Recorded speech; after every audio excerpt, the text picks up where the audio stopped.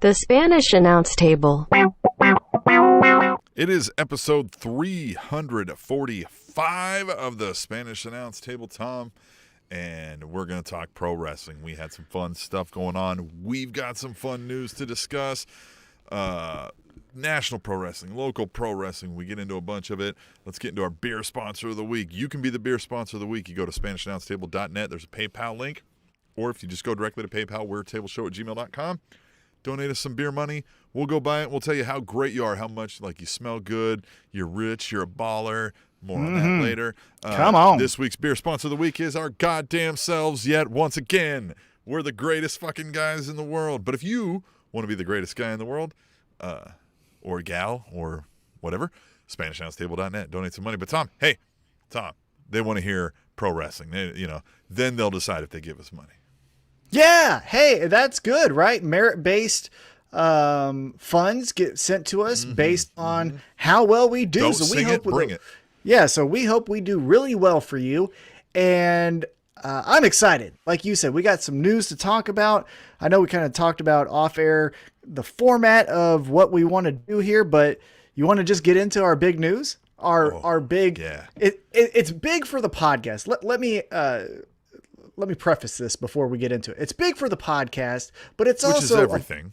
But it's also really great for wrestling fans, we think. And that's why we invested the money, is because we think it's good for independent pro wrestling and pro wrestling as a whole. So, you want to talk about it? Let's talk about it. I'm excited. Let's talk about it. We have sponsored a match for Glory Pro Wrestling, August 22nd in St. Louis.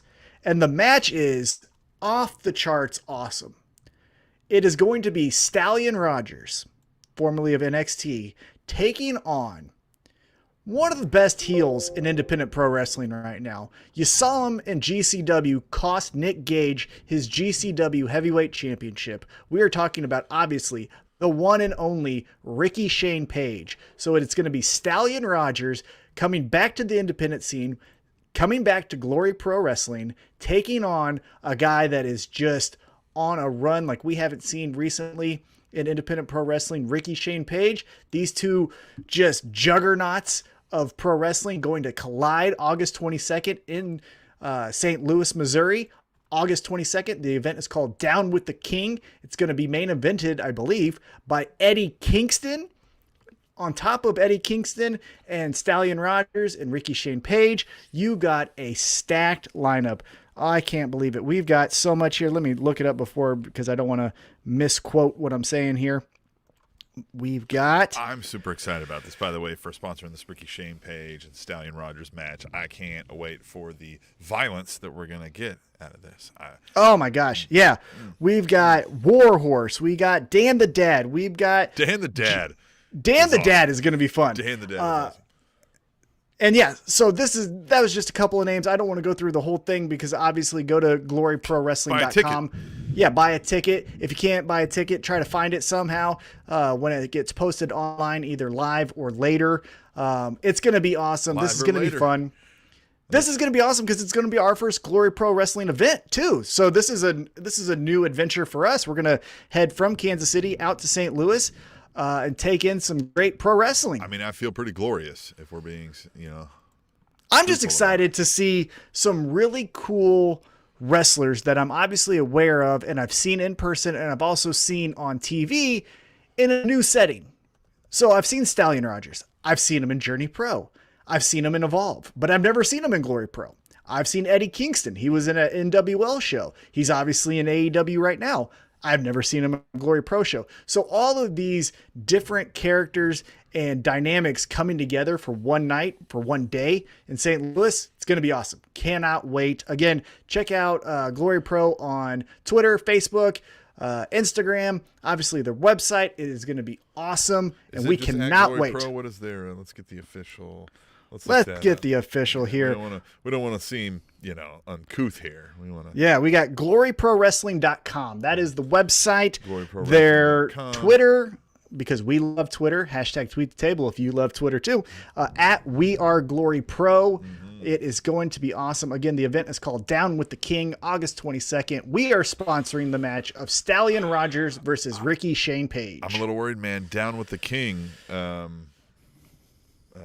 No, don't read it that way. Because you're saying like off with his head, down with the king. I'm reading it as we're down with the king. Yeah, this is who we're down with. We are down with the king, the Mad King, Eddie Kingston. So again, really excited about this news. Hope to really expand our audience and get some new eyes and ears onto Spanish Announce Table. So we're excited to see how this unfolds. And more information as it comes about. Might have an interview next week. We'll see. Fingers crossed from Glory Pro Wrestling wrestlers, talent, executives. Who knows? Stay tuned. Grab bag, swag bag. Yeah, let's do it. But yeah, so here we are. We're spending money. We're investing in the podcast. We're going to the moon because we've got that MJF coin. Tim, let's talk about it. 'Cause that's how I paid him. MJF coin. Yeah, I knew you were going to do that. I knew you were going to try to pay him with MJF coin. Because it's what you pay with. When you got the money, Tim, you pay with the money. Well, I talked to them on the side, and you may not be aware of this, but they were going to disband discussions with you because they weren't going to go with that. The MJF coin is currently at $1.58, down 3% from last week, 82% overall. So we went ahead and took funds out of it's down 3%. 82% overall. I know you put everything you had into this, and I'm sorry, but we went ahead and took out of the donation money, which you can do. You can donate to SpanishAnnounceTable.net, and we paid for that sponsorship. So you, the fans, it's not just, we're not just the Spanish Announce Table. We are the Spanish Announce Table, right? You follow me? We are the Spanish Announce Table, but we are the Spanish Announce Table. So when you help contribute, you help do things like sponsor Glory Pro Wrestling matches, and that's something we can all enjoy, right? This is a community that we're building. So remember to do that, because otherwise we wouldn't have been able to do this. Tom would have tried to pay with MJF coin, and we would have lost communication with these fine folks at Glory Pro Wrestling. Hey, we're excited. Again, Glory Pro Wrestling, August 22nd, Down with the King, the match that we are sponsoring, because I cannot be more excited about it. Ricky Shane Page versus Stallion Rogers. And one more time to put Tom in a good mood, that was $1.58 US when we bought it at 5 something. So we're down 82% overall, but only a 3% drop this week. This is one of the lowest drops per week. I mean, or one of the smallest drops, if you will. Let's talk about something good here. Let's get into our favorite TV show. Enough of that, right? Okay, Look, MJF has got our back. He is going to get us to the moon again. We have nothing to worry about. Obviously. And let's talk about that here in just a moment. But before we do, as always, let's talk about our favorite TV show, AEW Dynamite. Now, before we get into AEW Dynamite, this was heavily focused on, hey everyone, watch us Friday night for our brand new show, AEW Rampage, which will air at 9 o'clock in the One True time zone here in Kansas City. It is only an hour-long show, so before we get into our recap of AEW Dynamite, we might have a new favorite show in AEW Rampage. What are your thoughts on this new Friday night show? I am excited about a new Friday night show, especially AEW.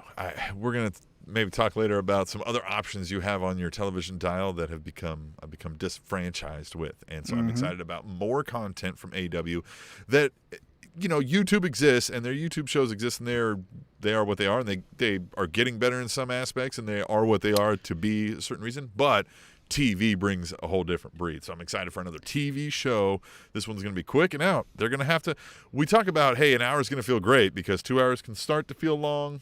3 hours is definitely too long, we've found out over the years. And but 1 hour is almost – it's like, whoa, you got to get a lot in. You got to – I think it's very interesting because you can have so much freedom with what you want to do with the show. As we've obviously seen in the past with other wrestling shows, you can do 1 full hour of just one match. You could have an Iron Man match between Kenny Omega and Hangman Adam Page if you wanted. Or you could do what they're planning on with this debut episode. We have 3 title matches, right? We have Kenny Omega, Miro, and Britt Baker all defending one of their championships. Obviously, in Kenny Omega's part, he's going to be defending the Impact Wrestling Championship, not the AEW Championship. But still, there you go. let's do 3 matches in 1 hour, or again, as we've seen with other shows, we can do 1 match for an entire hour. So I think just the freedom and the creativity that they can put towards one show is going to be fun. I also like the time. As I mentioned, it's going to be on at 9 o'clock in the One True time zone here in Kansas City.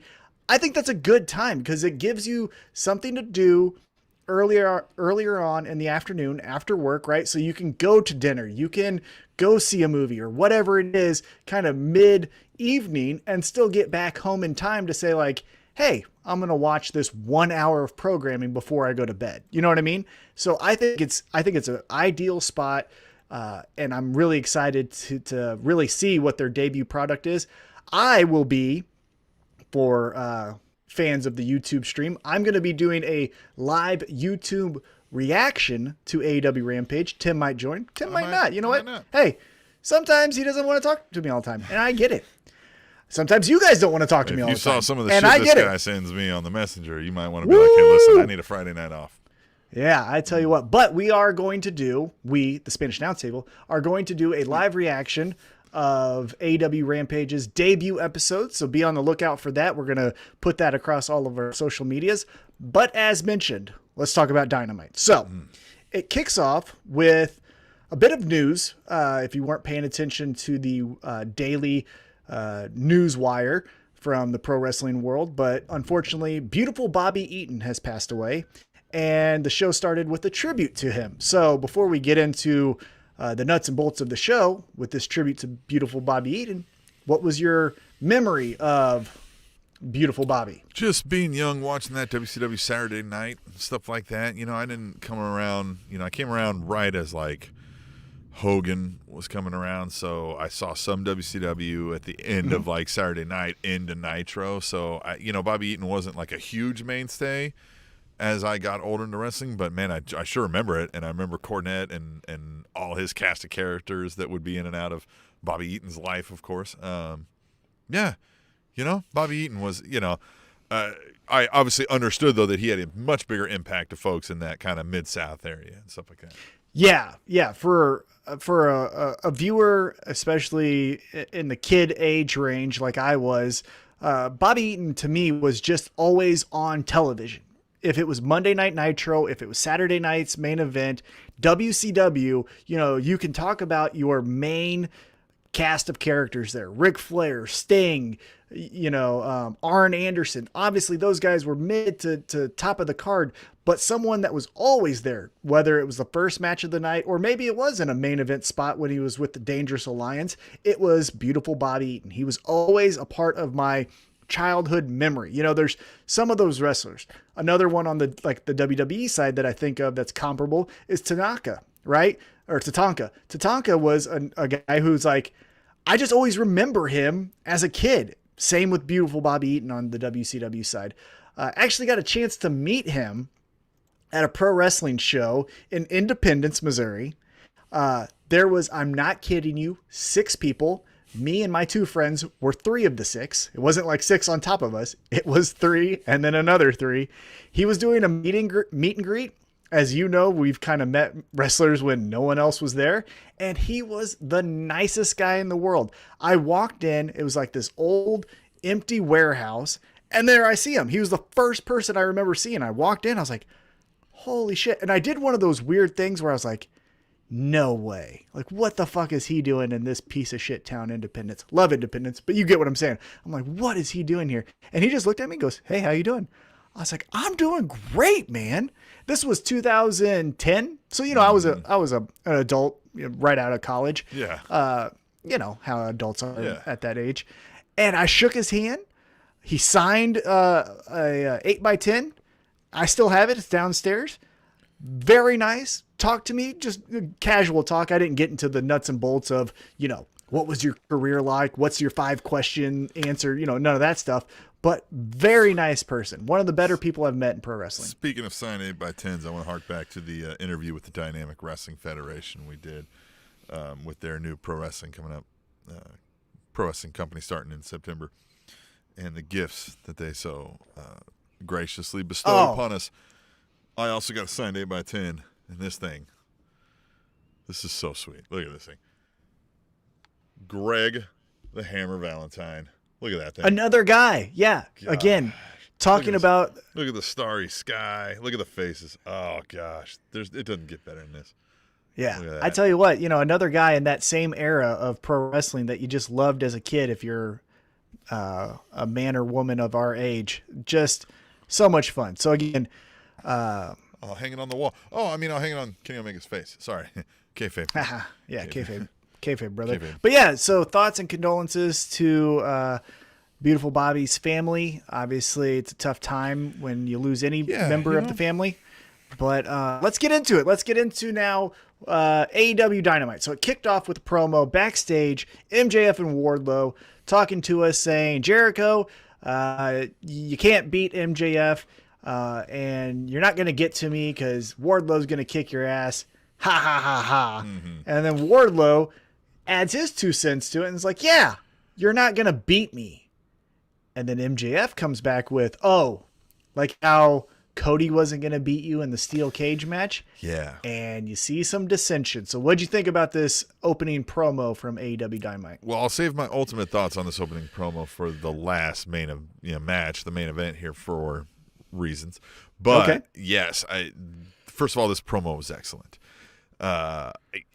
The Apple significance I haven't quite nailed down yet, but it was a great prop being used in there. But I think it was just meant to be a thing to draw your attention, right? Yeah, something like, oh my God, he can squeeze an apple with his own hand. I think that's what it was. So I do think it was that, but I liked all of it, and then I like just that little subtle turn because that's going to lead to something.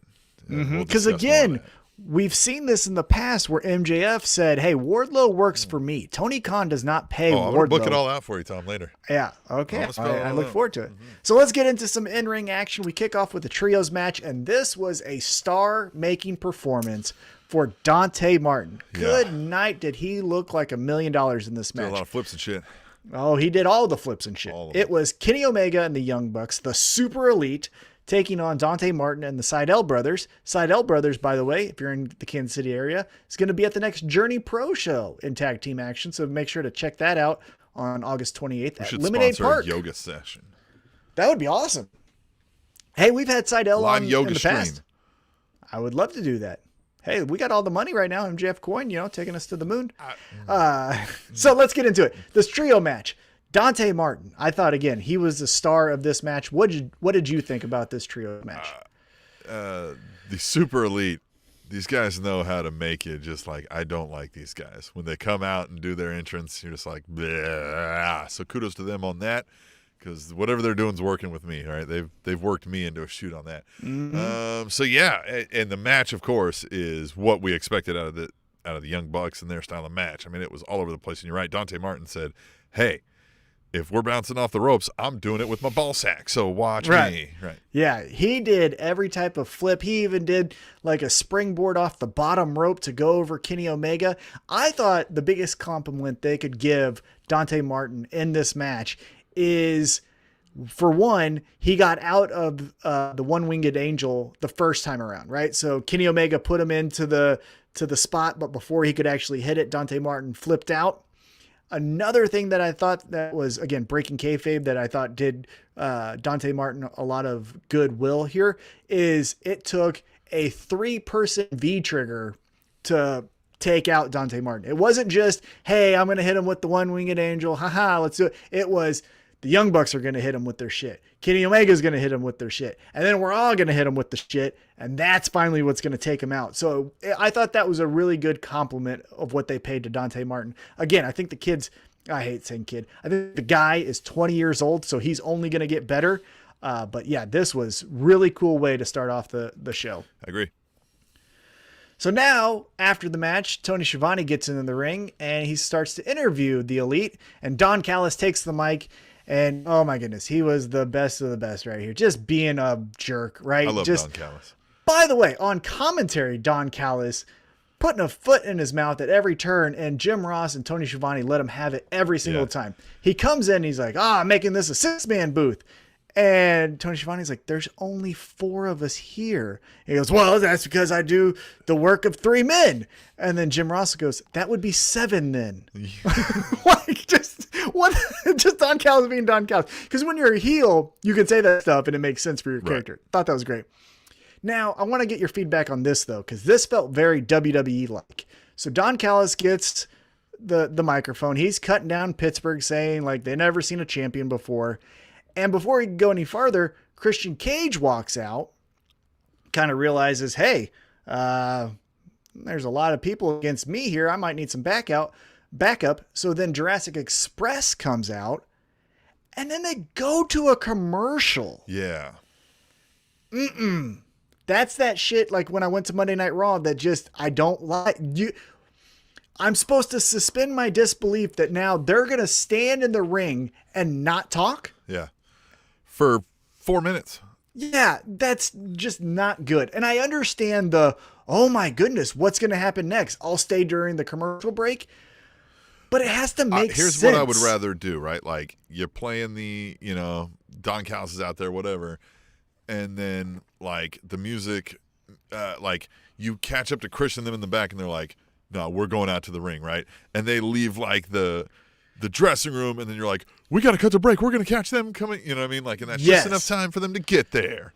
Yes. Oh, yeah. Go figure. It took them exactly 3.5 minutes to get to the fucking entrance. Yeah, that is more believable. And I even think one thing that they could steal from Chris Jericho, which he did really well when he was doing that heel character in WCW, is, one of the best moments of the 1001 holds that Chris Jericho had, where it was arm bar, is he starts to say, move number 1, arm bar, move number 2, like arm drag, move number 3, arm bar. But they go to commercial and then come back. You can do that with Don Callis, right? Pittsburgh's never seen a champion. Yep. Cut him down. Hey, we got to go to commercial, come back. And the Penguins suck too. And then Christian comes out. Like, you can do those things, Yes, exactly right. Yeah, I agree with all that. But Don Callis. Don Callis is great. I don't tire of that guy. No, he's fun. But again, not the biggest fan of let's have everyone just stay in the ring while we take a commercial break. Yeah. But again, here's something I'm also not a fan of. We just did the number 1 contender gets the title match, and my 2 buddies get a tag team title match. That's true. That's a good point. We just did that with the last guy. Now, I haven't looked at the rankings. There is a little bit of controversy because the Acclaimed have moved out of the top 5 just out of the blue. A little extra training needed. Yes. But correct me if I'm wrong here. Is the Jurassic Express team the number 1 contender? I don't know, maybe. That would make sense. If you're saying Christian is the number 1 contender and Jurassic Express are the number 1 contenders, okay. Because like you said, with Adam Page and the Dark Order were not the number 1 contenders. It was just, hey, give my friends a shot too. Sure. And so, but if we're doing that again, I agree with you. Like, what the hell are we doing? But still, even if it wasn't, like, we still have, like, oh, my buddies are tag teams, so they get a tag, like, and I get we have factions, and that's what we're going to do, but we just did it. It's back-to-back. Now I'm looking for, like, the next time, because you're going to be Christian. Yeah. What, who's going to be the third guy? Yeah. Yeah, I got some thoughts on that. Okay. So we get to, again, all of them are in the ring. It's announced that at All Out, Christian Cage, the number 1 contender, will get the title match against Kenny Omega. Crowd not that excited. Yeah. Gonna be honest with you. A little bit of disappointment for the Hangman Adam Page fans. And then you also got what I think is the first genuine CM Punk chants. Yeah. You heard some people chanting CM Punk. They think that should be the guy challenging Kenny Omega in Chicago at All Out. He's being a little coy with his responses. Oh, but he's great. Yeah. We can get to that in just a second. Because he fucked up so bad with what he was trying to do. Let's talk about it real quick. We'll get back into this promo. He mentions in an interview, I'm not going to be there. August 20th? What's that? Oh, I think we're going to be at an AMC doing a screening of heels in Chicago. Yeah. You dumbass. You could have said any city. Yeah. You could have said Cincinnati. Yeah, nobody's fact checking you. Yeah. I mean, and those who are already in on the game, so they know. Yeah. But you could have said any city. Be like, I'm so sorry. I couldn't even make it. I'm going to be in Miami. Yep. We're going to do a heels, promotional tour.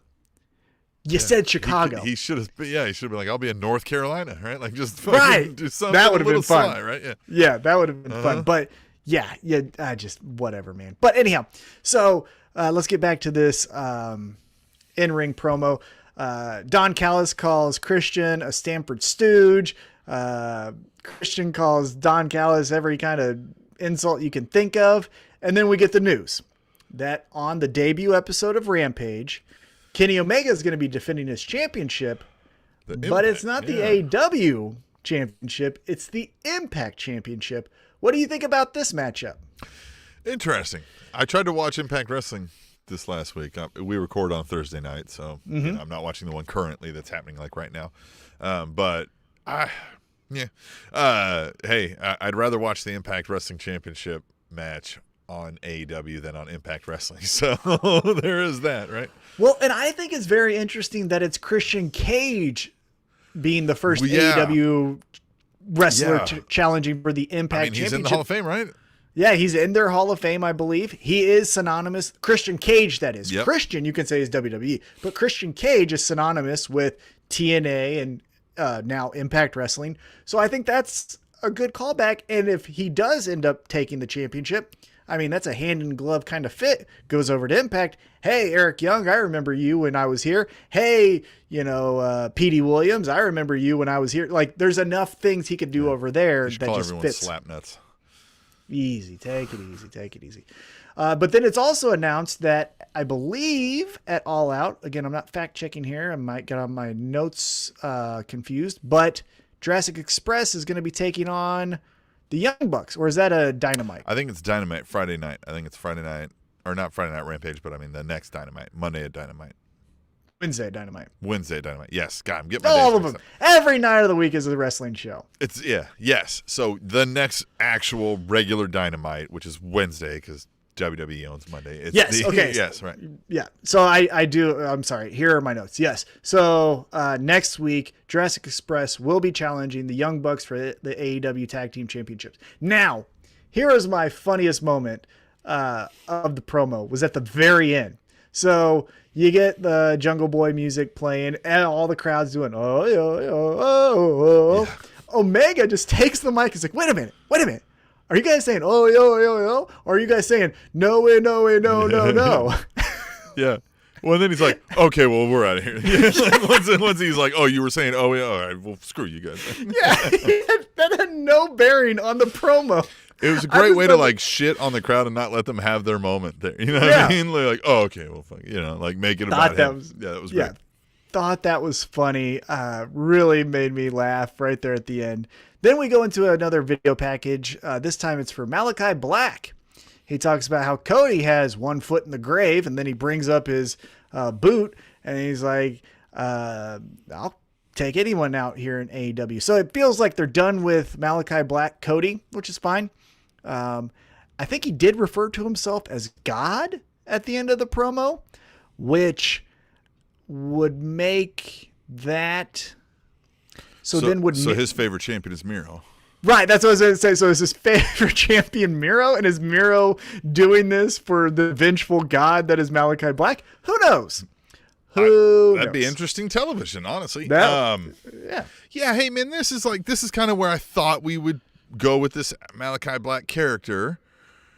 And it's not my bag, baby, right? Like, if we can borrow a phrase like that, it's just, I don't know. Here's where Edgar Allan Poe all of a sudden and here's where I'm a little bit disappointed is when I think of Aleister Black or now Malachi Black, all I'm thinking about is promos. It feels like I've only seen him wrestle one match, and everything else has been knock on my door or I might lose an eye to Seth Rollins, but I don't think of this guy, whatever he is. Does he have, so let's talk about his wrestling style, since you're talking about his wrestling. Does he have actual martial arts background and stuff? I think he did kickboxing. I think he did kickboxing with, I don't think it was Bas Rutten, but it was someone in the Netherlands who has a good reputation. So it's that style. Some wrestlers use that style, right? The kicks, the not even MMA style, but the kickboxing more style, right? Mm-hmm. And it's just I guess it's a little better than the flips and shits and the hold my hand while I do 7 twirls off the top rope and give you an arm drag while you watch me the whole time.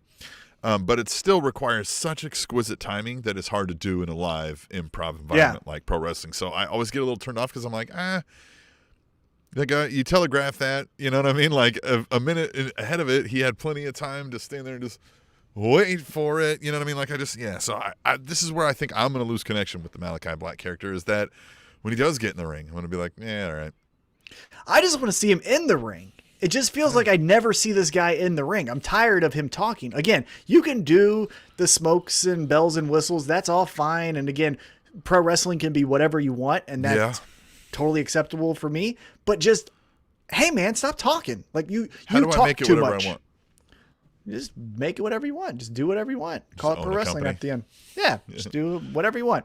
But you know, Be Vince McMahon. stealing a phrase from Botchamania here though. But like, you talk too much. Like, stop fucking talking, Malachi Black. It should have led right into that. That's what I'm saying. It should have led right into the next feud instead of this. I'll get anyone here. Okay, now you talk too much and you never say anything different. Every time it's this like, here I sit in the dark, and I'm a mysterious guy, and I do things for weird reasons, and look at my eyeball. You know what I mean? Like it's not. It's just, it was the same in WWE. It's the same here. Yeah, except like the person has changed, but there's no theme. There is not a character here. If I can say, like, I mean, there's kind of a character, but I don't have the backstory. Mm-hmm. I don't know what's driving him. I don't know what's motivating him. And even when he says what's driving and motivating him, it's like, that seems like such a spontaneous asshole decision, right? Like, if I don't know why you're fucked up and crazy, like with Mankind, we got the story, right? Like we got the mom fucking locked him in fucking basements and shit. Yeah. You know what I mean? Like that kind of stuff. I need something here. I need to know why you snapped, why you're fucking weird, why your eye changes. Like, do you have powers? Like, what's the deal?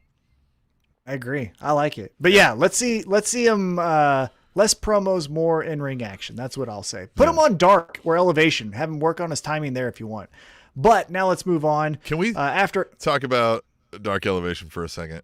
I thought this was the best episode they've done so far. Eddie Kingston is a national treasure. I love that guy. God so much. bless him. And God bless him. I'm still working on sound clips, getting those squared away, but when he said, oh, he's going to hit him in the butthole, and Tony Schiavone about had a heart attack. If you haven't seen Dark Elevation this week, you have to watch it. Well, and, you know, we talked about how sometimes Dark and Elevation are just fillers for, hey, let's just do squash matches so that we can get Tay Conti another win, you know? This one, they actually had some story. Joey Janela turns on Sonny Kiss, ends that tag team. Did this in a great way. This was not like a match where they had just like problems.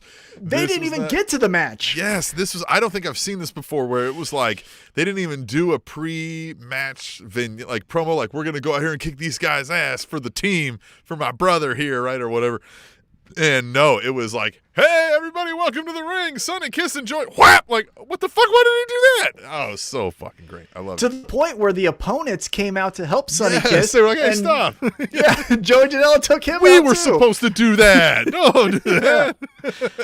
Yeah, this episode of Elevation is where I'm hoping the show goes, where you get the lower card stories flushed out with some more, you know, chapters to the story. So credit to them. Joey Janela turning on Sonny Kiss. I'm sad because that was one of my favorite teams. I wanted to see more of them, but now I'm excited to see their feud. So again, let's hope to see some more matches. But going back to Dynamite here, after a quick little special look at Roads to the Top or whatever, the Cody and Brandy reality show, we get a video package. I missed that. What? Oh, so they do a special look. It's going to be a reality show, Roads to the Top. It's going to be Cody and Brandy talking about make-believe issues that they have in AEW and being new parents. Listen, hey, I don't know. I know the like Total Divas and all that stuff was a big hit, and it was a big hit with a lot of people that just aren't wrestling fans. So maybe that'll work for them. But like, this is more what we talked to, where we're like, man, Cody Rhodes really does maybe start to like really feel himself. Yeah. Right? Like he thinks he's like the John Cena here. And I'm like, I don't know if I walked around my office, I would find a person, if they're not a wrestling fan already, that knows the name Cody Rhodes. Yeah. If you said Dusty Rhodes, they might know that. Or if you said Gold Dust. I guarantee you I'll find somebody that knows Dusty Rhodes in that office. That's the deal. I won't find somebody that knows Cody Rhodes in that office unless they're you know what I mean, like they avidly watch wrestling all the time or listen to our podcast. Yes. Thank you, by the way. Which 70 of them too, I'm sure. Hey, 70 million. I love it. Or his brother. That was the point I was going to make. I think more people know Goldust than know Cody Rhodes. But nonetheless, let's get back into a video package from, I think, our favorite champion in AEW. God's favorite champion, Miro, where he talks about how Fuego del Sol will be challenging him for the TNT title at Rampage this Friday, with the stipulation that if Fuego del Sol wins, he gets a contract. I think what do we do? I think we find a way where Miro gets disqualified for killing this guy, and thereby Fuego wins. He gets a contract, but then we get another match where he so now he gets a title match again, and then he beats him. But I think we may get like a 1, 2, 3 kid situation. Other than just he didn't steal a win because Miro's going to maintain the title. But it's going to be like Miro gets disqualified because he broke his fucking neck when we told him to stop. And so thereby Fuego del Sol wins, he gets his title, and then the Redeemer's like, the job is not done. God's favorite champion, God is not happy with God's favorite champion, right? I need to right the wrongs. And then poor Fuego del Sol got that receipt coming. Oh, I that's a great idea. You have him hold his finisher, that camel clutch, where then he goes way to too his long. back, Yep.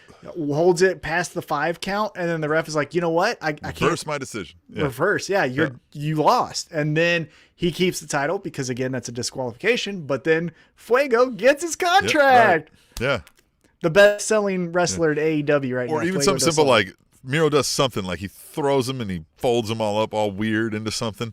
And it's outside the ring, and he just laughs about it, so he does it again, and he laughs about it, and he does it again, and he laughs about it, and the ref's like, stop, one more time, and you know what I mean? Double count it, or not even double count it, just you're disqualified if you do this one more time, and he's just like, and just, you know what I mean, does it again. And they're like, all right, that's it. And then he just loses it, and tears the whole set down. Which then we could get his next feud, right? A great way to make an impact on the debut episode of Rampage is whoever that next challenger is for Miro comes to the save, or comes for the save. Credible, actual, not Lance Archer, because obviously he just lost. Who would you do? Who would you book? Let me think. Hold on. Give me a second here. Who would I book for Miro? So someone that comes out to save Miro. Yeah. Well, Fuego del Sol. Comes out to save Fuego del Sol. Yes. Yeah. Yep. Save him to take on Miro. You can't do Lance Archer. Ooh. You need some fun. You might want to do it because, I don't know. I was thinking Jake Hager, because Jake Hager is the baby face in the Inner Circle, but then you're saying that the Inner Circle Pinnacle thing is over, but maybe it should be. So maybe I'm going Jake Hager. Jake Hager, Miro. And then you just say Jake Hager's this MMA It's badass. not a bad idea, especially if it's one that, Miro's still going to conquer, but you need a good face that is going to be big, going to be believable, that will Miro can't just dominate him. Right. Yeah. I was going to say Wardlow, but Wardlow's a heel. So yeah, I would say Jake currently. Hager. Wardlow's Currently. a heel. Definitely. Currently. I'm excited to get your thoughts on this, especially with your side eye. Right? Currently. Yeah. All right, now just let's the get side, back just into one the- eye. You just got to look at them with the one eye. Mm-hmm. Like that. So let's get back into the ring. Hey, if here. you're We only get- listening to the podcast and you're not checking out the video, SpanishAnnounceTable.net, you can find all the links you need. But YouTube. It's the hottest thing. The kids love it. Kids, We love do it Now, live. Fuck it, we do it live. now let's talk about the in-ring action Yes. here. Darby Allin takes on one of the best independent pro wrestlers going right now, Daniel Garcia, who you can catch taking on friend of the show, Jeremy Wyatt, August 20th for St. Louis Anarchy. Monarch.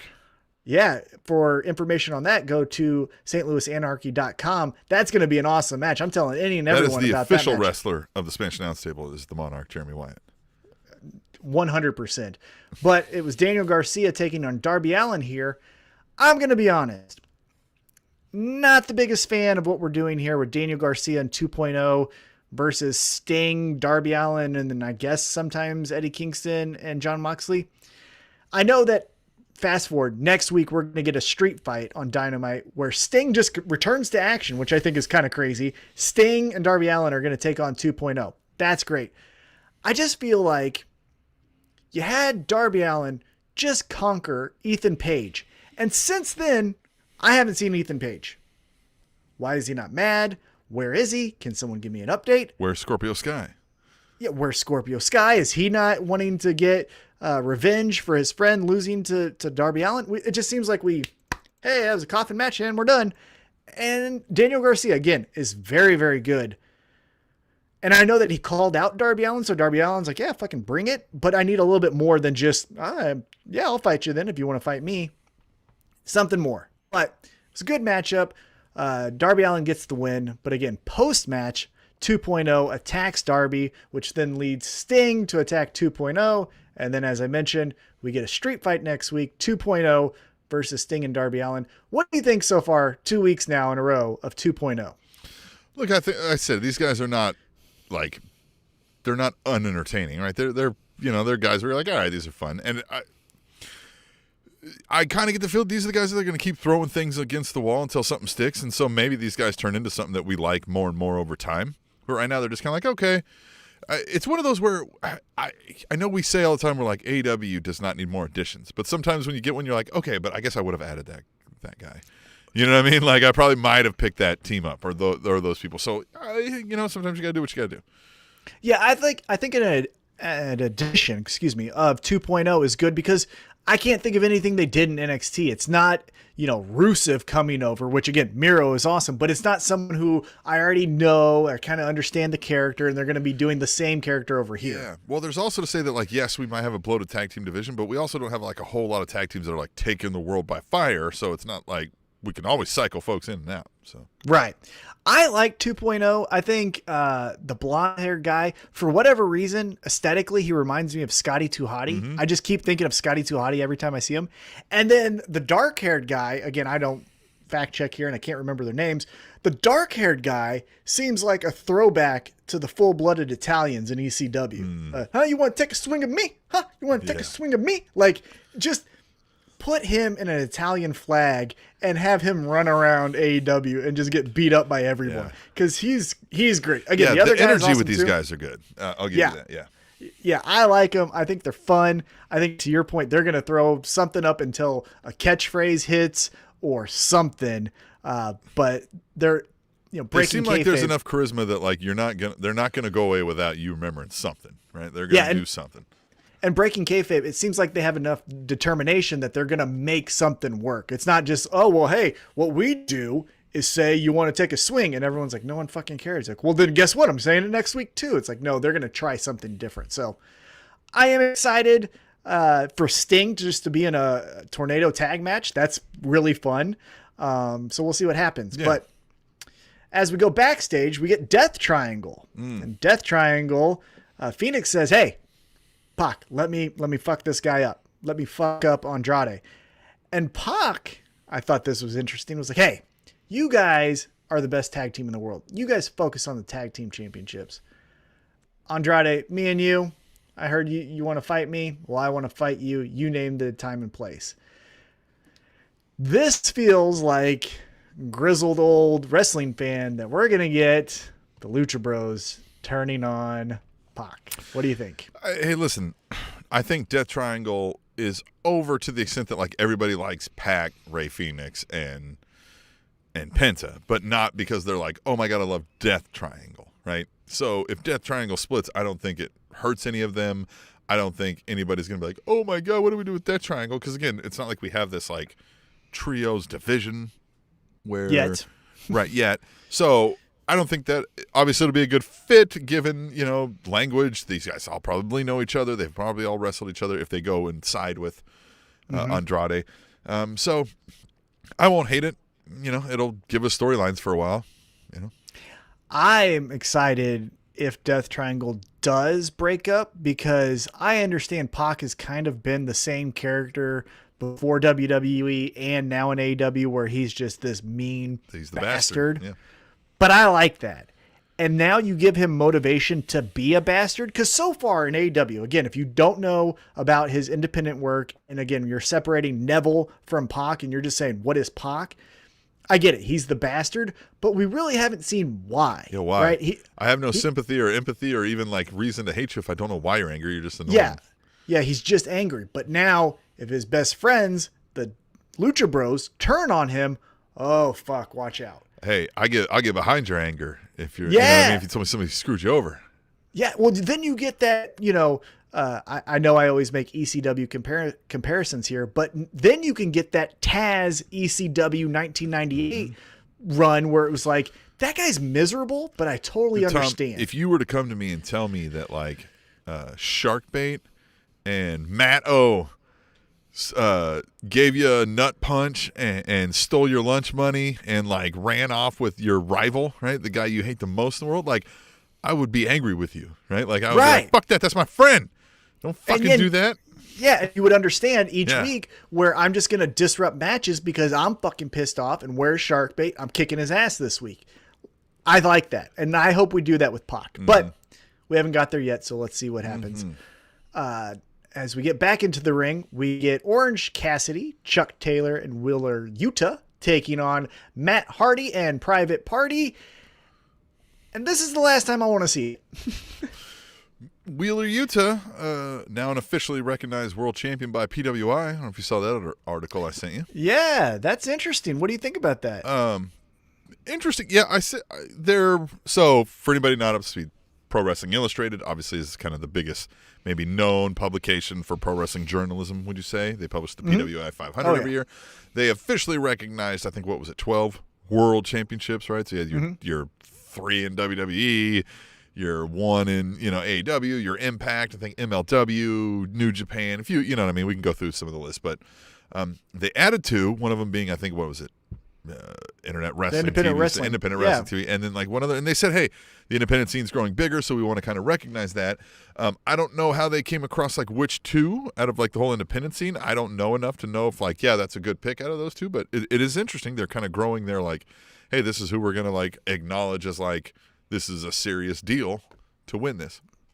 And speaking of independent pro wrestling, let's do another shameless plug here. We are sponsoring an independent pro wrestling matchup at Glory Pro Wrestling between Stallion Rogers and Ricky Shane Page, August 22nd in St. Louis. Down with the King. Down with the King. We are down with the King.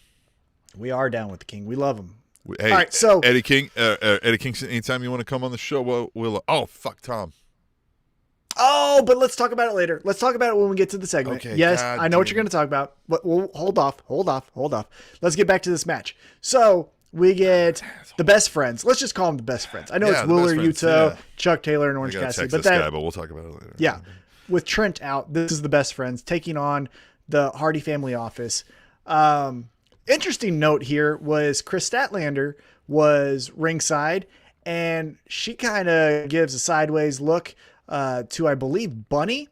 And without even hesitation, Nyla Rose just runs down like a bulldozer and just takes her out. Says, here's your ribs to the ring.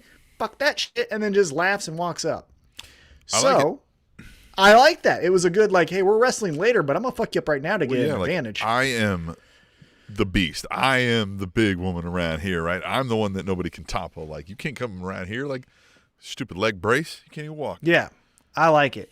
The Hardy family office does win this match. They get the pin on Wheeler Yuta. Matt Hardy does with the twist of fate. Like I said, the Hardy family office is a great faction for Elevation. They're not a great faction. I just don't understand the Dynamite. office part. Like, it's just the Hardy family. Office. Well, because they're not a family, they're all there because they're getting paid. Well, but it's then like it a should business. just be the office of Hardy and Co. or something, right? Like, yeah, I think the alliteration, the office. HFO, that's Hardy what they Family like. LLC or some shit. Then, Oh yeah, no, it's not great. I just think, as we talk you say about Hardy this, Family Office, I'm expecting a building. Like, I'm picturing walking in, unlocking the doors. You turn on Maybe the that's what lights. they You're want. like, welcome for another day at the. You're gonna sell some insurance today, guys. I mean, yeah, kind of. I just think, as we talk about AEW having a bloated roster, which they're starting to get that way, especially with some rumors of new add-ons coming soon. Can the next iteration of Matt Hardy be an insurance salesman? He's trying to sell like life insurance to the other wrestlers. He'll be like, "Oh, I'll show you. You need this life insurance," and he beats the shit out of somebody. Like, imagine if you would have had coverage. All right, never mind. That'd have been great. All right. I just think though, with this bloated roster, as I was mentioning, some of this aging talent doesn't need to be taking up television time. Yeah. Matt Hardy is one of them. Again, I think whatever he's doing backstage with Private Party or whoever it is, he's got the Hogan walk. We've said this before. He's got the Hogan walk. It's time to stop. When you were Steve Austin's debut match in WWF, it's time for you to fucking chill out in the ring, man. Like, time for you to get the F out. Yeah, exactly. So let's go backstage where Dasha catches up with Andrade and Chavo. And Chavo's like, hey, it's time to show Pac who the boss is.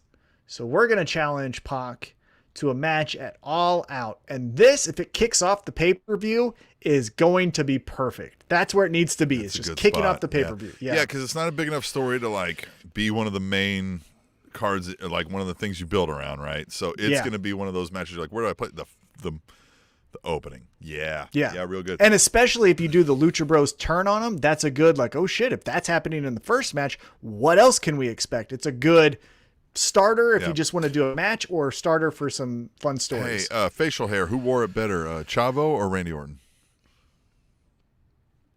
What? The facial hair. I thought Chavo was on Raw. Facial that wasn't hair. Chavo? Or was that Randy Orton on AEW? Or was it Randy Orton on AEW? Yeah. I thought it was Chavo on Raw. He was on both, but then when he's on Raw, it's Chavo. But when he's on Raw, he's got to stand on a box so he appears taller than everybody. Yeah, else, that's what they do, right? Gotcha. Right. They got to make you like, put you on a phone book. Yeah, maybe. So let's get back into some Andrade talk here. You're not selling me so far. I said this when we got the Black and the Andrade. I got Malachi Black and Andrade showing up about the same time. Everybody's like, finally, these guys get, out from under this thumb, this oppression of WWE, like not doing anything with their characters. And they made some minor changes to their characters, kind of tweaks. I mean, it seems like the same characters for the most part that you were giving me, outside of Andrade dresses a little fancier. But like, it's the same reason I didn't like their characters over there. So maybe it wasn't WWE's writing. Well, I will say this, you guys. Yeah, I will say this. With what they did on the pivot of Miro, where he was the best man and he was just doing video game stuff, to now this, I'm still not going to check out on Malachi Black and Andrade yet, right? Yeah, because if they start giving me something different, I'll if they say, hey, you know what? This isn't working. Let's take a pivot and go this way. Again, if you have Andrade and the Lucha Bros, maybe that's a completely different style of presentation than what he's doing now. I don't think it is, but again, we could see that, right? Same with the Lucha Bros. Maybe the Lucha Bros start dressing better, and now they become almost what's the faction at NXT that had the former Cruiserweight champion? Phantasma? Legado del Fantasma. Yeah, they could be that in AEW, right? They could. So there was Phantasma. He was El Hijo del Fantasma, right? Which is like the son of Phantasma. And then he became, what's his name now? Yeah. And then he leads Legado del Fantasma. Okay, sure. Yeah, all the fun words there. The fuck nailed is it. His name in NXT? God damn it. I don't know. DJZ's in it. That's all I remember. Its name is fucking C. We don't fact check. We don't need to. After that announcement that it's going to be Andrade versus Pac at All Out, we get a quick video package of FTR versus Santana and Ortiz. Hey, like I said, I think that last match was supposed to be the last match of this feud. They have to get a little bit more out of it. But let's wrap this up, right? As great of a feud as it is, I'm ready for them to do something different. Tom, let's play a fun game that we should have been playing for 8 years on Spanish Announce. So we're going to play, what's that name? All right, he was El Hijo del Fantasma. He's a cruiserweight champion in NXT. What's that name? I think it's Escobar. It's Santos Escobar. I'm going to give you that. Yeah, all right, points. Yes. Yeah, all I remember is the Escobar Yes. part. You could have told me Points. anything. Yeah. Points. Like that. All right. We're wrestling experts. Thanks for Dana listening. Brooke. It's Dana Brooke. You know Dana. Oh, that was from a hashtag tweet the table. Again, What's if you that want to, name? yeah, if you want to play that game with us, hashtag tweet the table. I don't know how we can play it, but there you go. Use hashtag tweet the table throughout the week on Twitter. Anytime you got a wrestling thought, we'll read them live on this show. We're not going to do that this week because reasons. We'll talk about it later maybe. But each week we read some live on the show. Do it. There it is. So let's get back into the in-ring action. Nyla Rose, who attacked Chris Statlander, is going to then have a match against her. And this was pretty quick. I thought this was interesting. Chris Statlander said, fuck this shit. You ain't hurting me, Nyla Rose. Take a 451 splash. Well, I think we had Nyla Rose do her, she did her work. She was former champion. Then she came in and went up against the new hot thing, Britt Baker. So now it's time to maybe put somebody over and kind of take the, sometimes you, I've heard somebody say before, sometimes you get the green light, sometimes you get the yellow, sometimes you get the red. So I will say in this match, the coolest part was Nyla Rose draped Chris Statlander over the ropes to then give her the leg drop from the top rope. But then Chris Statlander turned that into a handstand walk. And then Nyla Rose was like, all right, bitch, I'm going to spear your ass. So that was awesome. The thing about Statlander here is that, yes, the best friends group is a good fit. Mm-hmm. And that's fun. And that can show personality and charisma. But part of the draw to a Chris Statlander will be like, she's a fucking athlete. Like you can see that, like with her body type and just her size, that like she should not be a mid-card struggler, right? Like she should be one of those that like, okay, maybe you never get over the top because you just don't have the mental game down right? If we're talking about like a real fighting thing, but like you shouldn't, like you should beat 7 out of 10 people that ever even try to test you. You know what I mean? Because like you just sheer outsize everybody. I think with her association with the best friends, her booping of the nose, the Area 51 splash that she does, I feel she has a lot of shades of early NXT Bailey. Not with the, oh my God, this is so great, but the just charisma and just charm of innocence. Hey, the charm and innocence of, isn't this great? We're all wrestling. Boop. I like that. Zoom. When she's when she is on TV, even when she's walking out with Orange Cassidy, I'm just like, look at Chris Statlander. It's so fun. I just boop. Yeah, but there still should be that like she's booping or whatever, and then somebody does that like, okay, now I slapped you, and she's like, woo, and then it's like 1 or 2 hits, and everybody's like, holy fuck, right? Like, because it should be a wall. It should be a brick wall. But I don't want her to, like, yes, I agree. But I don't want her to become Festus when the bell rings, she turns into something else. No. But, like, if you do that to her, she almost, because an alien, you know how we always think of aliens in movies as, like, smarter than us and stronger than us?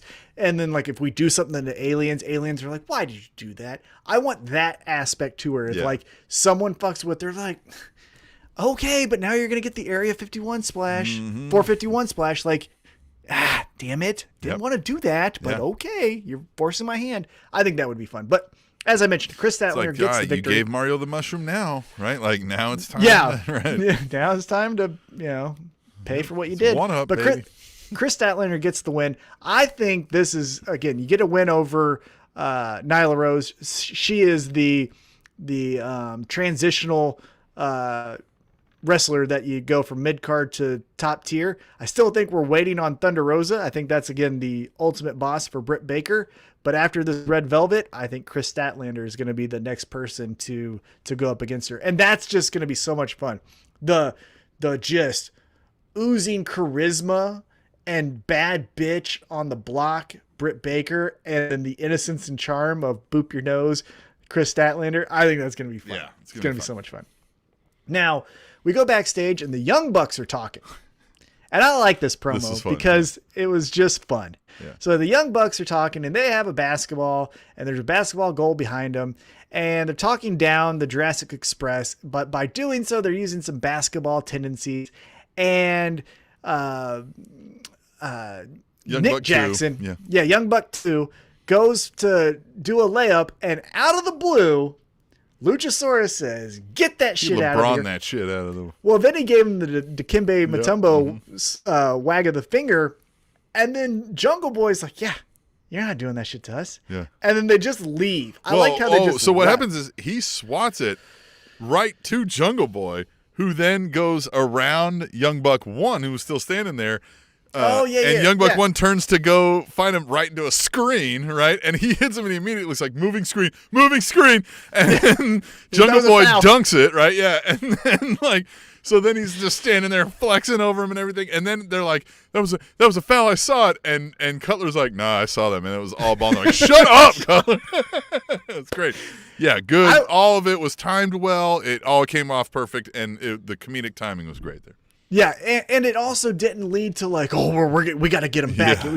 It was a standalone moment in time. Fuckers. Yeah, and it was just, we're going to get you later, right? I like that. And for the Super Elite being what they are, the dorks that they are, Brandon Cutler has figured it out. He got away from that Dungeons and Dragons shit. I haven't seen him wrestle, so maybe he is still doing that, hopefully not.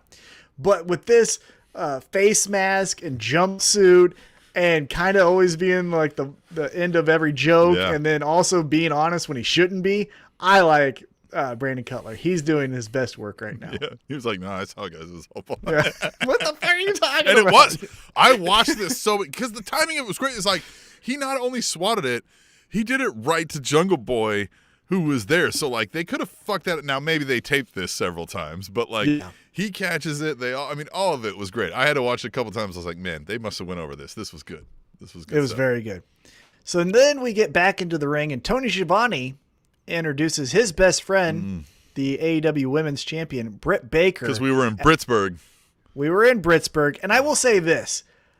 Credit to AEW and credit to Britt Baker for not cutting down the hometown and saying, you know why I left Britsburg? It's because you stink. I live in Cleveland or Kansas City or whatever. It was no, this is my town. I'm the baddest bitch here. This is why all these dumbasses love me. Yeah, get those yellow towels out. Yeah. Let's fucking go. Mm-hmm. I thought this was really done well. I also, completely side note here, it dawned on me though, when she said, I bleed black and gold, or black and yellow, I believe it was, I thought Steelers, fuck that. But all three teams are black and gold. Yeah. Yeah, Philadelphia. The Penguins, right? Yeah, yeah. Penguins, Pirates, and Steelers are all black and gold. I thought that was cool because our teams don't fucking do that. Well, so is the place that her and her husband. Well, her husband hasn't officially been ousted out of there, but we shall see. Yeah, I love the Pittsburgh homecoming for her. Look. Who else in wrestling is as over to have multiple signs in the crowd where groups of people are making? It's like, here, I'll put one up behind you right now, Tom, where it's got the DMD on teeth. She's one of the most over acts in wrestling industry-wide. Yeah, and I liked it. I liked everything that she did here, and I also thought it was a good coming back to Pittsburgh, because when she did it the first time and she had the mascot and she was the baby face, it kind of felt like, okay, but nah. This time it was like, no. Yeah. This is our champion. This is who we like. This is our person. So I like that a lot. And we get Tony. Everybody loves Tony. Everyone loves Tony. But before we get into this promo, everyone loves Tony. Well, we'll get to that in a second too. But before we get into this promo, Red Velvet's like, hey, you ain't talking down to me, bitch. I'm coming out here. I'll punch you in the mouth. I don't care where we're at. And she runs out there and they have a pull apart. Credit to them. That was really cool. That was a really good way to say, hey, I know I'm in your hometown. I know I'm kind of not the fan favorite, but you're not going to bully me. You're getting away with it. Yeah. You're getting away with talking to me like that. I like that a lot. That was great. So then, what do we get here? We get a video package. Ricky Starks, Brian Cage, still doing that. That's fine. But let's get to it. You know? Yeah. Let's get to it. They seem to bury this one all the time. Doesn't that seem weird? It almost feels like someone doesn't like Taz. Yeah. Like, hey, Taz, we'll let you do your storyline, but it's going to be in this corner. Yeah. You know? Just weird because Ricky Starks, that pop was so big. And he is a star. And so is Brian Cage, right? Like, Brian Cage in the ring. Like, you could present that to any casual wrestling fan. And like, I remember that guy. That guy's a Terminator. Right. But to your point, yeah, I feel like this is always the hey, yeah. We look at this we got pre-taped video from not even on Dark. Well, it just feels like we got our Taz segment in. Yeah. Like we fulfilled a contract. We got it in, good to go, right? Okay, let's move on. Unfortunately, CBS Radio's paying us for this. Something, right? Maybe. Now let's get back into the ring. We get an Impact World Tag Team Championship match. The Good Brothers versus Evil Uno and Stu Grayson. You had Scott D'Amore on commentary, my good friend who I met at the last Invicta. Cool. Scott D'Amore was very nice to me. Remember, I talked to him at the last Invicta when he showed up. He's Super very nice good. guy. I like Scott D'Amore. And when I do watch Impact, I'm always like, Scott D'Amore. I love the Scott D'Amore segments. Oh, he's done really well too, going back to his Team Canada days. Yes. But here we go. We get the Good Brothers versus Evil Uno and Stu Grayson. The interesting thing from here wasn't that the Good Brothers retained. Kind of figured that was going to be. Because I didn't think that Impact Wrestling would say, yeah, you can have our world champion and our tag team champions, right? Like no one from our company is going to hold our fucking titles. And beat our guys. Yeah. On your TV show for it. Yeah. But what I did think was interesting. That would be very Impact to do. That would be very. Yeah. It would be very TNA to do. We'll say that. If they were doing a throwback, that's what they would do. I agree. But the thing that I thought was interesting then they'd here paint the title belt green. Right.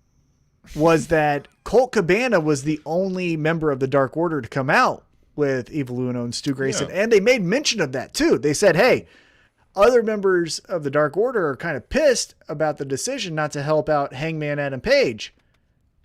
What do you think we have happening here? Are we going to get dissension in the Dark Order, and the only person who can save the day and reunite the team is the Hangman? You know what they should do? Just for fun, because again, it's the Dark Order, and we've kind of all agreed that they're everyone's favorite dorks. There are mascots. They're the AEW Yeah. mascots. But what I think they should do is you get Guns and Poses, right? Yeah. John Silver and Alex Reynolds. Mm-hmm. And let's throw in 5, Yeah. right? It's those 3. Yep. And they said, hey, we've seen what happens when there's dissension in a group. You make a wolf pack. And they try to be like the red Dark and Order black wolf Dark Order pack. wolf pack. And they come out and they're like doing this. And you could even have like John Silver paint his face red like Sting. And like you could do a backstage segment where Sting is like, you look like an idiot. Here would be the funniest thing is if they do that and then Hangman comes in and he goes, don't do that. Don't copy somebody else and do just what they do to try to get over. Nobody likes that, right? That would be so much fun. And then they stop. They're like, Yeah. yeah, that would be really weird to do. Yeah. And then they never mention it again. Like, hey, weren't you guys in a wolf pack? Like, nah, that was a weird case of the Wednesdays. Yeah. Yeah. I don't know what you're talking about. Nope. But I think they should do that. I think they should make a subset of the Dark Order for 1 week and you just do all your Order favorite wolf pack. jokes. Yeah, you do all your favorite jokes. Yep. You have someone's face be red. Sting says, you look like an idiot. The very next week they can do a finger poke of doom. Yeah, exactly. Yeah, what's going to happen? It's Evil Uno versus Alex Reynolds, and Evil Uno does the finger poke of doom, and Alex Reynolds takes the dive. Oh, that'd be so much fun. Love it. That would be so much fun. God, hashtag hire T-Mac. That would be great. But in this match, we get a great Brandon Cutler moment where Brandon Cutler grabs Evil Uno's leg, pulls him down, and Colt Cabana does a 90-foot sprint, it looked like, to punch Brandon Cutler right in the nose.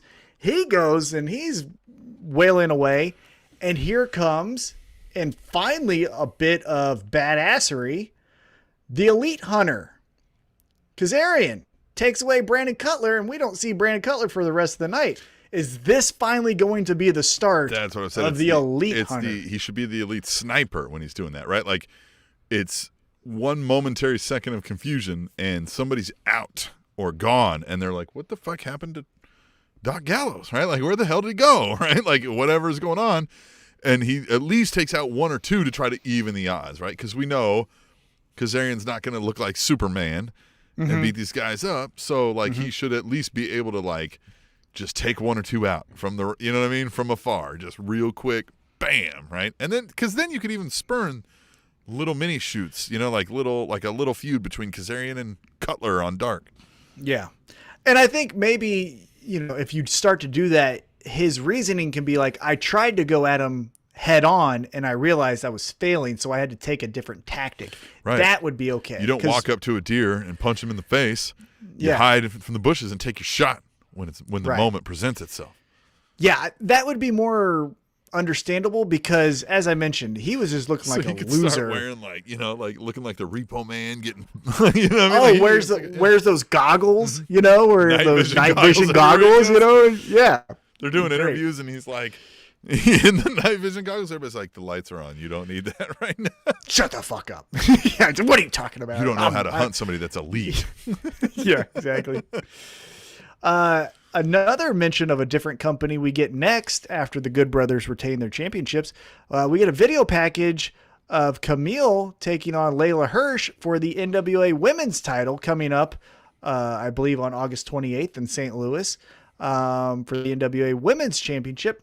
This was fine. I think the whole thing is, look at how big she is and look how small she is. Isn't that cool? I hope Layla Hirsch wins, right? Yeah, Layla Hirsch is great. Yeah, she won't. Yeah. But good for her. I hope she does well. Maybe she does. Hell, maybe AEW has other it's real championships wrestling here, and they go, she wrestles over there for a little bit. It looks like we might get a little talent trade off once in a while. I wouldn't hate a Layla Hirsch run in NWA, and then Serena Deeb gets healthy and goes back to NWA, and you get Serena Deeb, Layla Hirsch for the NWA Women's Champion. Oh. Ooh, that'd be fun. And I know Serena Deeb's injured, but I'm saying once she gets healthy. Serena Deeb's the shit. I love her. She is so great. But let's get back into the ring. I would like to hire Serena Deeb to beat up people I'm mad at. I thought you were going to say yourself. No. That's some weird shit, buddy. Whatever you're into, but I don't know, man. No, because she looks like she's really beating the shit out of people out there. I'm like, God, take it easy, Serena. It's supposed to be a fucking work. Yeah, she's the girl that you go to when a girl breaks your heart and you can't do anything to her. You're going, Serena, could you beat this girl up? Be like, she broke my heart and she keyed my car, and be like, okay, now I'm gonna get her. Yeah, I'm gonna kick her ass. Yeah. So now let's talk about it. We couldn't get him on because we ran out of time. I'm so sorry. Every week, but we fucking forget to get Cutie Marshall on the show. Well, but here's the thing. He's trying so hard. He's being so He nice. is trying hard, but he's also making us mad. He's making us mad. That the DWF guys gave us gifts, so he tried to do the same thing, and we still fucked it up. But here's the thing. He's making us mad. And let's talk about why he made us mad. So this segment, he has Tony Schiavone in the ring with him, and QT Marshall goes, hey, you said... that's not. But that's not an AEW merchandise. Get that out of here. Weird. He bought it clearly from KB Toys or something. Yeah, get it out of here. Okay, so QT Marshall though, Quick Trip Marshall here, is talking about how, hey, you demanded an apology. You got my words twisted. I demand apology from you. And Tony Schiavone's like, what the fuck are you talking about? No, I'm not apologizing for shit. And he goes, fine. Then I'll apologize to you for what I'm going to do to your son. Now, here's the thing that I'll say. They grab the Nightmare, or the Factory grabs Tony Schiavone's son. He's a son, and he'll always be a son. But that motherfucker looked in his 40s. I'm not going to feel too bad. It wasn't like a little child, like it was -1. They're like, hey, they're trying he's trying to be a wrestler. But yeah, he looked like he was 45. Yeah. I was like, I don't know, man. They just punched him in the stomach once, and then he's kind of stood there, and they weren't even really holding him back. He was just standing there, like, oh, yeah, my stomach hurts, and I was like, why isn't anybody fighting over this? It was a poorly executed segment, and I assumed, I guess I understood Tony Schiavone probably had a family, but if they're adults, I'm not gonna again. I don't like it when any, in wrestling, civilians get beat up, right, by wrestlers because, oh my God, you can't cross the line. And I get that, and I'm fine. But man, this isn't, like I said, this isn't -1 getting beat up. This isn't, it's not even 20-year-old, what I mean, Schiavone Jr. trying to, take his first wrestling class. And here's the thing where I think maybe this is a little bit of nepotism. This guy fucking look like he works on the dock of FedEx. And he might.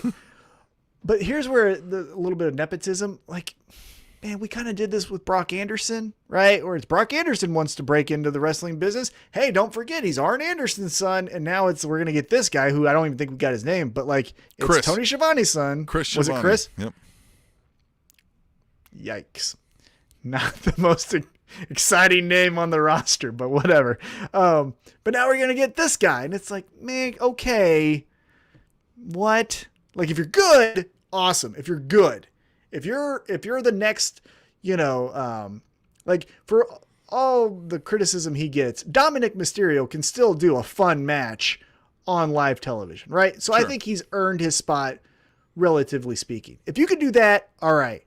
But man, if you're doing what Chris Shivani's doing, we don't need to be putting you on Dynamite. Chris Shivani. Put you on Dark. That's where we can do these storylines there. We don't need to be taking up time when Malachi Black and Miro have to do 45-second promos, but we're getting Chris Shivani to do a 3 to 4 minute segment here. Chris Shivani is the third best realtor in the Hardy family office. This month. Yeah.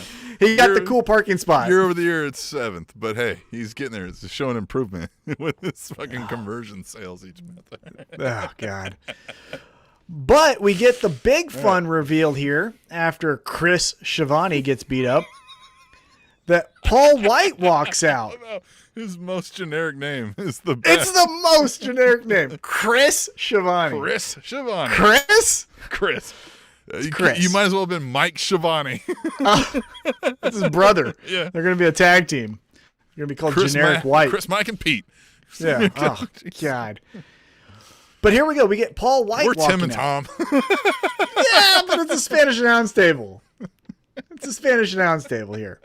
And we used to be T-Mac and the Awesome Voice. You know what I mean? We can be fun if we want. We're not just Tim and Tom. It's fun alliteration. But we get Paul White walking out. Getting back to Dynamite here.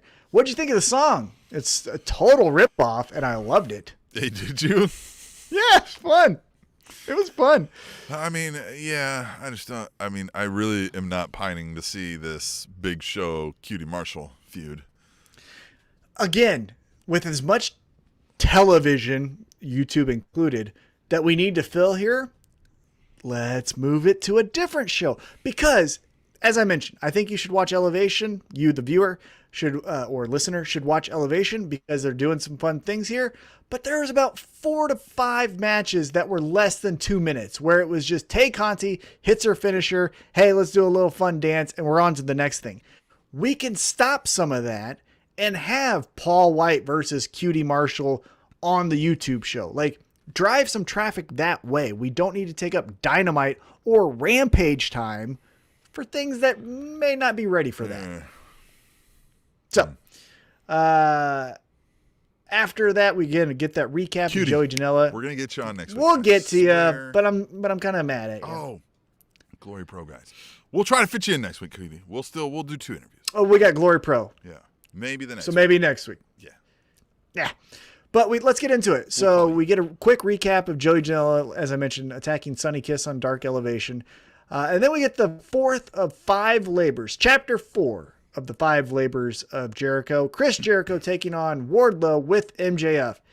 And I told you this off air before we started recording. Completely confused.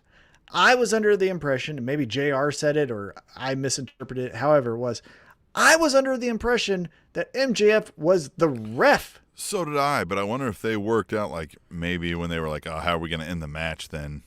Maybe they went aside from it and just went the WWE route and act like it never happened. Yeah, okay. Because he said that. Yeah, it's just... Yeah, they should have addressed it. Hey, listen, I thought from the promo earlier that, like, we were going to get a finger poke of doom at the end. I thought, like, Wardlow was going to be doing stuff, beating him up. He, like, made one mistake, and then MJF was going to run him down, and he was going to be like, you know what? Take a dive. You know what I mean? And then be like, piss off, I'm out of here, right? Which is probably how I would have written it. But I think what happens here is, I think in that 5th labor of Jericho, I think Jericho might end up winning because finally Wardlow's like, you know what I mean? Like, after enough abuse, he just like, fuck you, I'm out of here. Maybe Wardlow does his own thing, right? That's a great idea. But then, man, that's a quick faction because now the Pinnacle's done. Yeah, well, no, I mean, you just lose a guy. Get somebody else. Replace him? Yeah, maybe. Who you put in there? Yeah, Let's maybe. say Wardlow does that. Who are you going to put in? Oh, I don't know. Who's the next? Like, you know what I mean? Like, maybe... if Team Taz is going to stall out and do nothing, I'd still like a guy like Powerhouse Hobbs. But, yeah, you know what I mean? Because another big guy, you'd want to replace him with a big guy, you'd think. I don't know who else they've got that's a big guy that's not like, you know what I mean? Yeah. Let me change my answer from earlier. I just thought about it. Rampage. Miro takes out Fuego del Sol. let's just end that. Ricky Starks, Brian Cage. It's Brian Cage that steps to Miro. Perfect. That's a good perfect. Yep. Yeah, that's a good one. But here we go. Yeah, we get the main event. I don't know how you felt about it. I'm going to be honest with you. I kind of felt like it was a little underwhelming.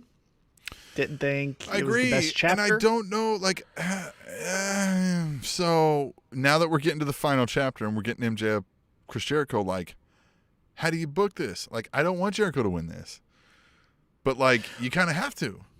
Yeah, and so let's get to it. So because of a distraction, MJF gets kicked out. Sammy Guevara somehow Jericho gets Floyd. He hits Wardlow with Floyd. Then he hits him with the Judas effect. 1, 2, 3. That's how he wins. Then they start beating him up. Sammy Guevara comes out. Yada, yada, yada. But we get 5th chapter announced. And MJF says, no Judas effect. You don't get your fucking song. You don't get your fucking move. I love it. No. And here's why I think that Wardlow thing's going to happen, because he's like, no Judas effect. You don't get to use the Judas effect. You don't get the Judas song. People aren't chanting your stupid fucking song, because he's going to get Judased by Wardlow. Wardlow's going to fucking give him the, you know what I mean? Because he's pissed off from all the abuse he takes this week of like, you fucking failed me again. I told you to get the job done. You didn't get the job done. You're just a big dumb oaf. I don't even know why I pay you. I like that. That's a good idea, because then we can get away from Chris Jericho MJF. Because to your point, if Jericho wins, what does MJF do next? And if MJF wins, well, what does Chris Jericho do next? Because it's not a retirement match. Right. It's not as if Chris Jericho has to stop. So Jericho gets to brag and everything, but then like MJF is now focused on Wardlow's face. You know what I mean? He gets to help get him over, and just like I tried to cancel the Judas effect, and you were the Judas effect, right? Like it turned on me, right? I like that idea. I really do.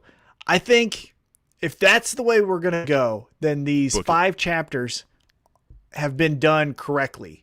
However, let's just say Chris Jericho gets the easy win, right? Chris Jericho gets the win. I'm better than MJF, and he knows it. Haha, and we move on, right? Then these 4 chapters should have been rebooked. You should have done Shawn Spears first, which was great. Chairs match. You know, Sammy Guevara helps, so it makes sense. Now we're banning him. Okay. But then second should have been Wardlow with me ringside, because I'm going to make sure you can't get past it. Mm-hmm. Well, you do. Then I'm going to bring up someone from your past, Juventud, because make sure you got those demons you still can't work through. Okay, you got past it. Then I'm going to make you go through death. A death match. Then it should have been Nick Gage. Yeah, because then it would have been bloodied, torn. Yeah. Now it's now. And then it's MJF. Right. So we'll see the outcome, but I would have rebooked the 4 chapters.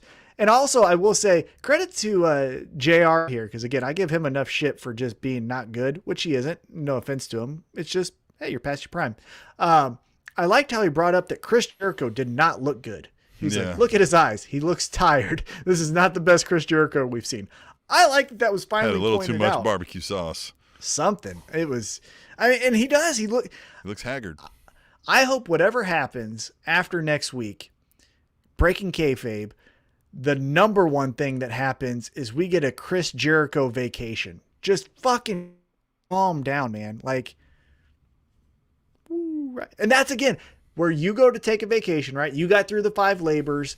Oh my God, I need some rest. Then Sammy Guevara can start to say like, hey, while Chris Jericho's out, I'm taking the reins here. Let's get some inner circle business done. And then when Chris Jericho comes back, Sammy Guevara's like, hey, we don't do things that way anymore. And then we can get the Sammy Guevara, Chris Jericho fun, meeting of the minds. That's what I would do. All but overall, AEW Dynamite, what'd you think? Did you have fun? Yeah, no, I had fun. I think we've touched on it. There were some lulls in this show and some kind of questionable decisions, but hey, again, I have fun at the end of every episode. Like when I'm done, this was good. Yeah, it's still the best wrestling show on television by far.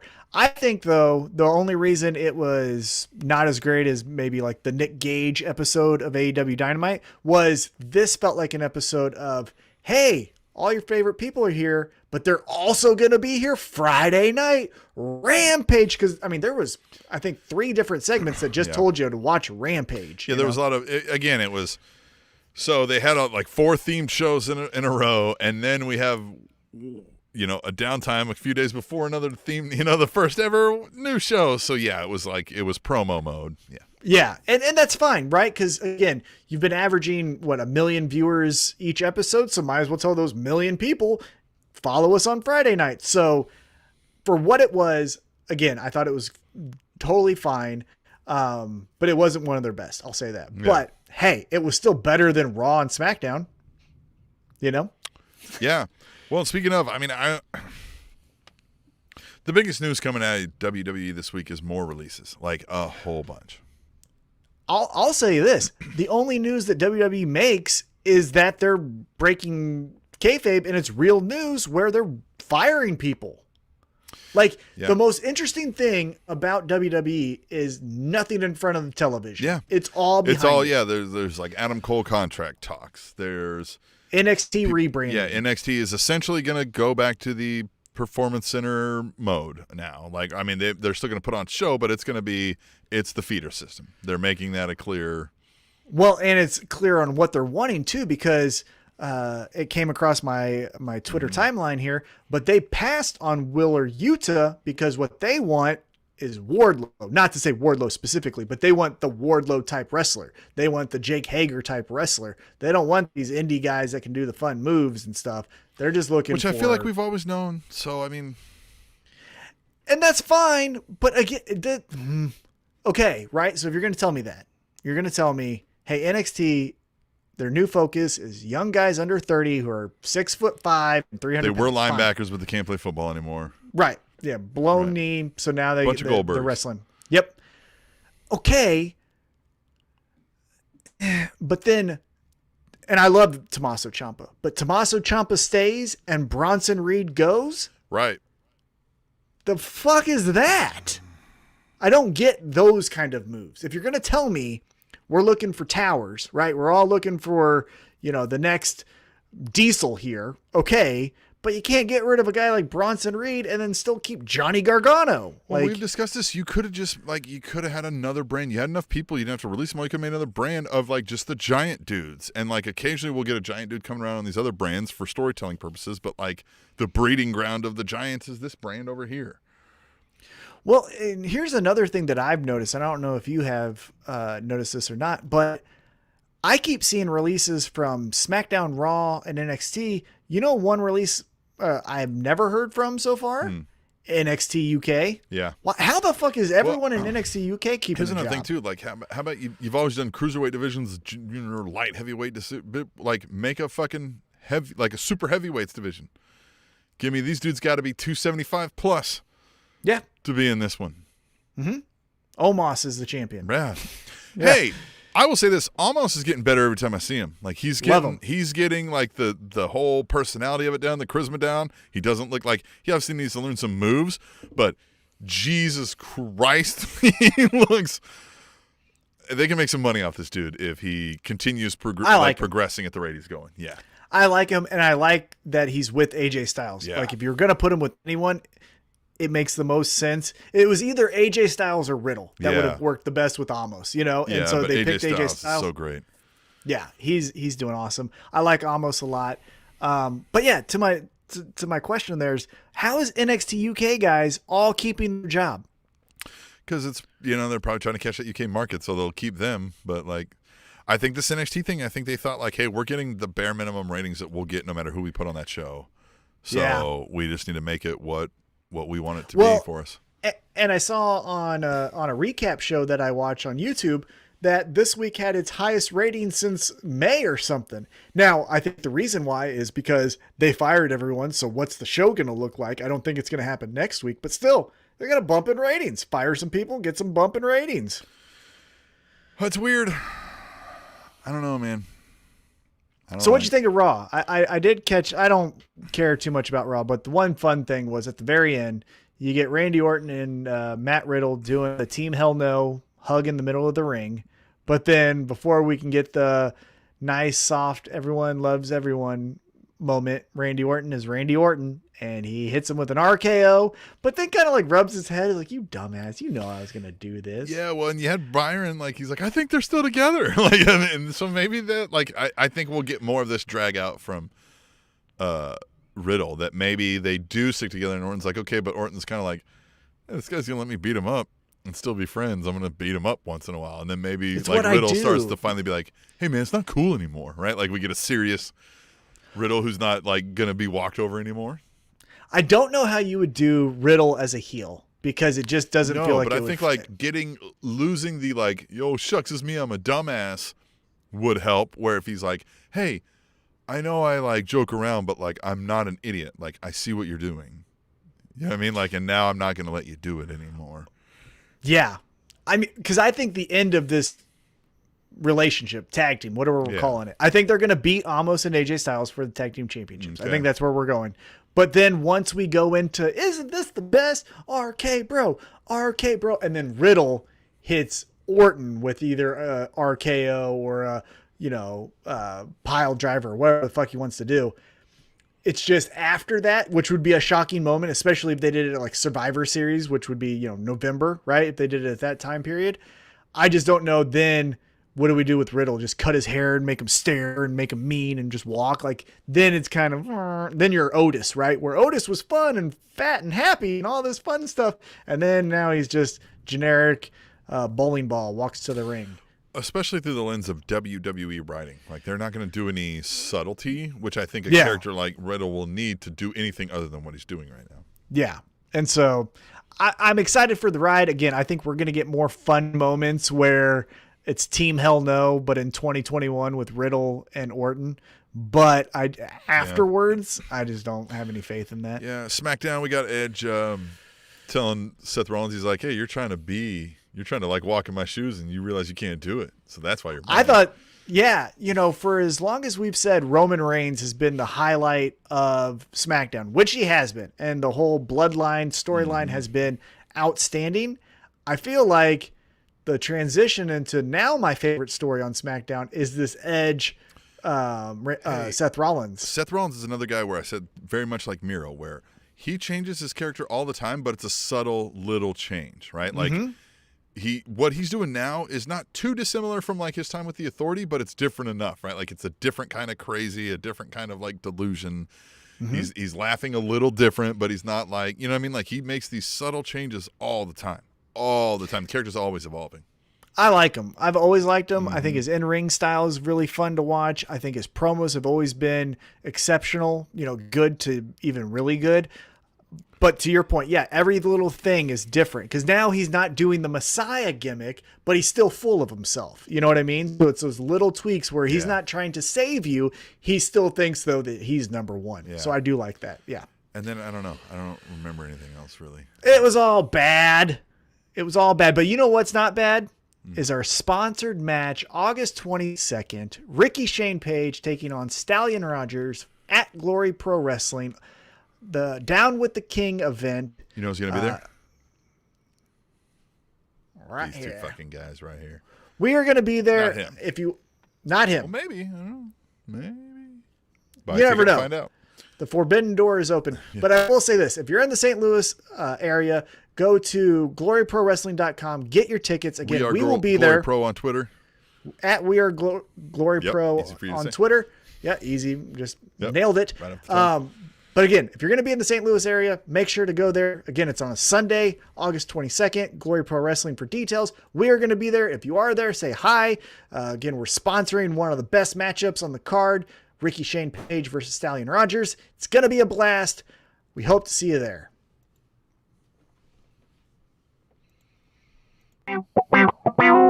The Spanish announce table.